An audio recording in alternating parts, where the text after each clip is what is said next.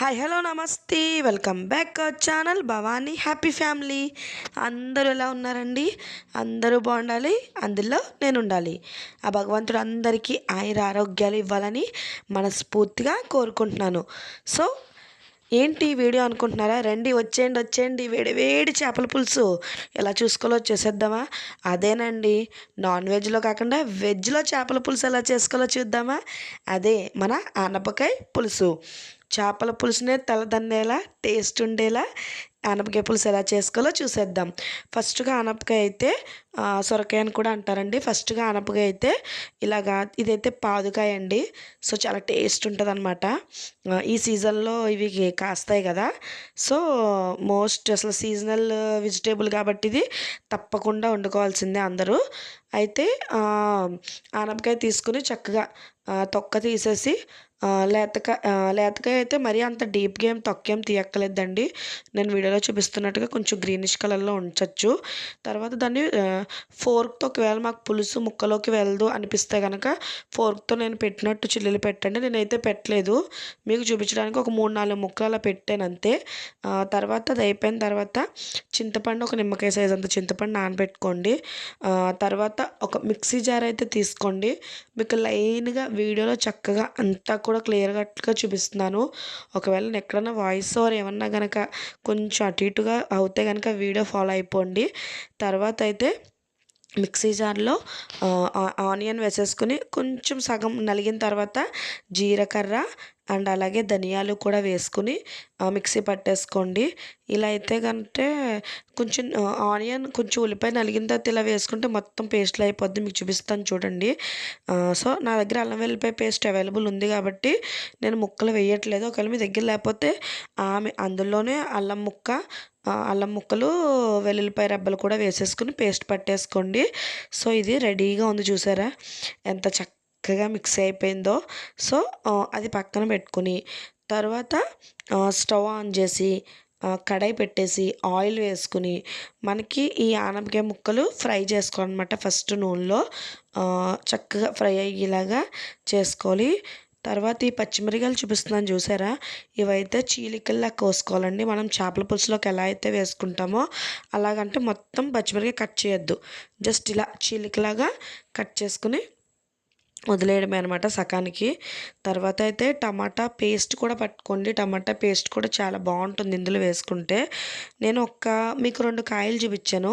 ఒక టమాటా అయితే పేస్ట్ పట్టాను, ఒక టమాటా అయితే ఇలా సన్నగా ముక్కల కింద కట్ చేసుకుని పక్కన పెట్టుకున్నాను. మీకు వీడియోలో కనిపిస్తుంది చూడండి, పచ్చిమిరకాయలు పక్కన ఉన్నాయి. సో టమాటా కూడా మిక్సీ పట్టేసి నాకు పక్కన పెట్టుకుని చక్కగా ఇప్పుడైతే కడాయి ఆన్ చేసుకుని స్టవ్ వెలిగించి ఆయిల్ పోసుకుని ఇందులో ఆనపకాయ ముక్కలు వేసేసుకుని వీటిని దోరగా అయితే ఫ్రై చేసుకోండి. చాలా చాలా టేస్టీగా ఉంటుందండి.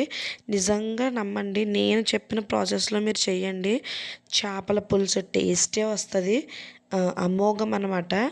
సో ఇంకా చాలా ఇష్టంగా తింటారు పిల్లలు కూడా. మా బాబుకైతే ఫేవరెట్. ప్రతి వీడియోలో ఏంటి మా పిల్లోడు బాగా తింటాడని చెప్తుంది అని అనుకోకండి. ఎందుకంటే నేను మా పిల్లలకి ఇష్టమైన ఫుడ్డే నేను ప్రిపేర్ చేయడానికి అయితే చూస్తాను. వాళ్ళు ఇష్టంగా తినేదే కదండి కావాల్సింది మనకి. ఏంటంటే అన్ని వెజిటేబుల్స్ నేను చక్కగా అలవాటు చేశాను మా పిల్లోడికి. అది ఇంకా నేను ఒకటి రిక్వెస్ట్ చేసుకోవాలి, ఇంకా మన ఛానల్ ఎవరైనా సబ్స్క్రైబ్ చేసుకోకపోతే వెంటనే సబ్స్క్రైబ్ చేసుకోండి. పక్కనే బెల్ ఐకాన్ ఉంటుంది, దాన్ని టింగ్ మనం ప్రెస్ చేశారంటే అలా నోటిఫికేషన్ ఇస్తేనే నేను ఏ వీడియో పెట్టినా మీ వరకు చేరుతుంది. So please subscribe our channel Bhavani happy family. So చూసారు కదా, వీడియోలో చక్కగా మగ్గిపోయి తర్వాత అయితే వాటిని అలా పక్కన పెట్టేసుకుని ఇంకొక కడాయి పెట్టుకుని కాకపోతే మీరు ఒక గిన్నెలోనే ప్రాసెస్ అంతా చేసుకోవచ్చు. మీ దగ్గర చక్కగా ఒక పెద్ద గిన్నె టైప్ ఉంటే అందులోనే ముక్కలు వేయించేసుకున్న తర్వాత ఇంకొక బౌలు పెట్టేసుకుని అది బౌల్లోకి తీసేసుకున్న ఆ ముక్కలోనే కర్రీ ప్రిపేర్ చేసేయచ్చు. నేను ఇక్కడ ఏం చేశానంటే చెప్పాను కదండి, సో కొంచెం పిల్లలతో ఎలాగైనా యూట్యూబ్ రన్ చేయడం అంటే మామూలు విషయం కాదు.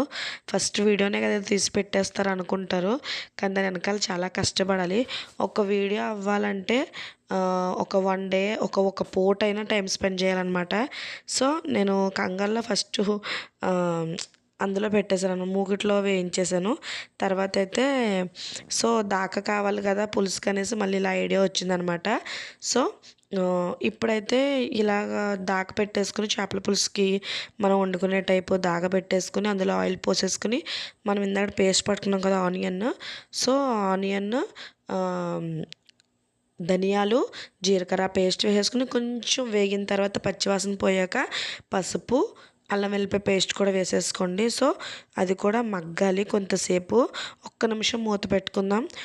కొంచెం అది నూనెలో పచ్చివాసన పోయేదాకా మగ్గిన తర్వాత మూత తీసి ఇప్పుడు మనం కారం తగినంత వేసుకోవాలి.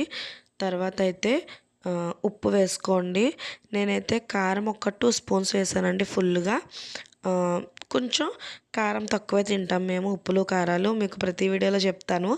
సో కారం అయితే ఒక 2 స్పూన్లు, ఆ స్పూన్తో నిండా తీసేసుకున్నాను, మీరు చూస్తున్నారు కదా వీడియోలో. ఒక 2 స్పూన్లు అయితే కారం వేసుకున్న తర్వాత ఉప్పు కూడా వేసేసుకోవాలండి, తగినంత రుచికి తగినంత ఉప్పు కూడా వేసేసుకోండి.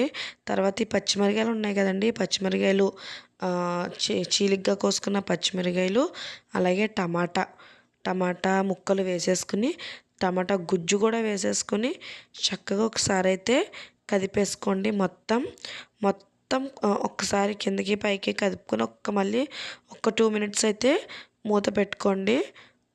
చాలా అంటే అది మగ్గాలన్నమాట నూనెలో, మనకి కొంచెం ఆయిల్ సపరేట్ అయ్యేలాగా కొంచెం లైట్గా మగ్గాలి. ఆయిల్ సపరేట్ అయ్యేలాగా మగ్గితేనే మనకి టేస్ట్ బాగుంటుందన్నమాట. సో తర్వాత ఇంకోండి ఉప్పు అయితే ఇప్పుడు వేస్తున్నాను. ఇందాకడ నేను ఫస్ట్ చెప్పేసాను కదా, అప్పుడు వేసేసుకున్న ఉప్పు పర్లేదు. నేను ఏంటంటే కొంచెం టమాటా ఇవన్నీ కూడా కదిపిన తర్వాత ఉప్పు వేసాను అనమాట. రాళ్ళు ఉప్పు అండి, నేనైతే రాళ్ళు ఉప్పు వేస్తాను ఇలా పులుసులకి వాటికైతే. కూరల్లో అయితే మ్యాక్సిమం రాళ్ళు ఉప్పే. ఇలా ఏమన్నా మనకి కలవని వాటి కొంచెం అలా ఫ్రైలు అలాంటి వాటికి సాల్ట్ వేస్తాను. తర్వాత ఉప్పు కూడా వేసిన తర్వాత ఒకసారి కదుపుకొని మూత పెట్టేసుకొని మళ్ళీ ఒక 5 నిమిషాలకు తీయండి. సో చూసారు కదా శుభ్రంగా మగ్గిపోయింది, ఉల్లిపాయ అవన్నీ కూడా చక్కగా మగ్గిపోయినాయి అనమాట. సో ఇప్పుడైతే మనం ఆనపకాయ ముక్కలు వేపుకొని పక్కన పెట్టుకున్నాం కదండి, సో అవైతే వేసేసుకుందాం మనం. ఇదిగోండి మీకు చూపిస్తున్నాను. ఆనపకాయ ముక్కలు కూడా వేసేసుకొని ఒక్కసారి కదుపుకుందామండి. కదుపుకున్న తర్వాత మనం చింతపండు ఇందాక నానబెట్టుకున్నాం కదా, ఆ చింతపండు కూడా చక్కగా గుజ్జు ఎంతవరకు అయితే వస్తుందో అంతవరకు కూడా చక్కగా పిండేసుకోండి. ఏంటంటే సరిపడా చింతపండే తీసుకున్నాం కాబట్టి పులుపు గట్ట ఎక్కువ అవ్వదు, చక్కగా సరిపోతుంది. ఒకవేళ మీకు పులుపు గట్ట ఎక్కువైంది అనిపిస్తే కనుక ఉప్పు కారం ఇవన్నీ కూడా అడ్జస్ట్ చేసుకోండి. అంతా కూడా చక్కగా టేస్ట్ అయితే బాగుంటుందన్నమాట. సో ముక్కలు కూడా వేసుకుని కొంతసేపు మూత పెట్టుకుని ఒక 5 నిమిషాలు మళ్ళీ.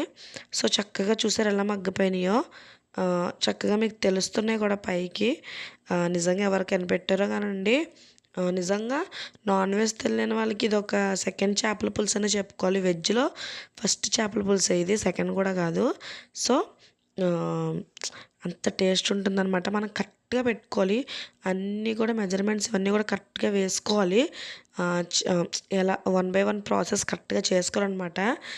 చేపల పులుసు అలా అయితే చేసుకుంటాం జాగ్రత్తగా, అలాగా ఇంకా టేస్ట్ అయితే వచ్చేస్తుంది. సో చూసారు కదండి, ఆనపకాయ ముక్కలు వేసిన తర్వాత కదుపుకొని ఒక 5 నిమిషాలు మూత పెట్టుకుని మళ్ళీ మూత తీసి ఇప్పుడైతే చింతపండు గుజ్జు అయితే నేను చింతపండు రసం అయితే అందులోకి పిండేశాను. సో చక్కగా అంతా మళ్ళీ ఒక్కసారి కదిపేయండి. మొత్తం అదంతా కూడా మనకి ప్రతి ముక్క అంతా కూడా కదిలేలా ఒకసారి కిందకి పైకి మొత్తం కదిపేస్తే సరిపోతుంది. కొంచెం నీళ్ళు వేసుకోండి తర్వాత, అంటే మీకు పులుసు మరీ చిక్కగా ఏం అక్కర్లేదు, నేను వీడియోలో చూపిస్తున్నంత కన్సిస్టెన్సీలో ఉంటే సరిపోతుంది. మరీ పలుచగా ఉండకూడదు, అలాగని మరీ చిక్కగా ఉండకూడదు, ఇలా ఉంటే చాలు. అది మళ్ళీ మనం ఇంకా దగ్గరికి పెట్టుకుంటాం కాబట్టి కొంచెం మనం లంచ్ చేసే టయానికి కొంచెం ఇంకా దగ్గర పడుతుంది. సో ఇప్పుడైతే కొంచెం కరివేపాకు, అలాగే కొత్తిమీర లేకపోతే ఇంకా ఎంటీ అనమాట. సో కొత్తిమీర కూడా వేసేసుకుని మూత అయితే పెట్టేసుకోండి. అలాగ సిమ్లోనే ఏ కూరైనానండి చెప్తున్నాను కదా, సిమ్లో ఉడికించుకుంటేనే ఏ కూరైనా టేస్ట్ అయితే పర్ఫెక్ట్గా ఉంటుంది. సో సిమ్లోనే అలా ఉడికించుకోండి. మధ్య మధ్యలో మూత తీసుకుంటూ చూసుకోండి. నేనైతే మామూలుగా ఒకసారి మీకు మూత తీసి చూపించాను. సో చూసారు కదా అలా ఉడుకుతుంది. ఒక్కసారి మళ్ళీ చూసారా పైకి నూనె ఎలా తేలుతుందో, చేపల పులుసులో నూనె వచ్చేటట్టు ఎలా తేలుతుందో. నేను ఇందాక కొత్తిమీర కొంచెం కరివేపాకు ఎందుకు వేసానంటే ఆ టేస్ట్ కూడా పులుసులోకి దిగి చాలా బాగుంటుందండి. మీకైతే ముక్కలు ఒకసారి విరిపి చూపిస్తాను చూడండి. అంటే ముక్కలు మగ్గినాయా లేదని మీకు డౌట్ రావచ్చు. అవిగో నేను స్పోర్క్తో చిల్లులు పెట్టలేదు, ఏమీ చేయలేదు. జస్ట్ మీకు చూపించడానికి చూసారా ముక్కలు అయితే ఎంత బాగా మగ్గిపోయినాయో. సో ఇంకా లాస్ట్లో కొత్తిమీర పైన వేసేసుకుని ఇంకా స్టవ్ ఆఫ్ చేసేసుకోవడమే. నేనైతే దీన్ని అట్లో నంచుకొని తిన్నాను. మార్నింగ్ టైం చేసేసాను కదా, సో దోశల్లోకి అయితే నంచుకుని నేనైతే ఎంజాయ్ చేశాను. చాలా చాలా బాగుంది. సో ఇదిగోండి మొత్తం చల్లారిన తర్వాత కూడా ఒకసారి మీకు చూపిస్తున్నాను పులుసు. సో ట్రై చేసి ఎలా వచ్చిందో చెప్పండి, కామెంట్ చేయండి, లైక్ చేయండి, షేర్ చేయండి. Please subscribe.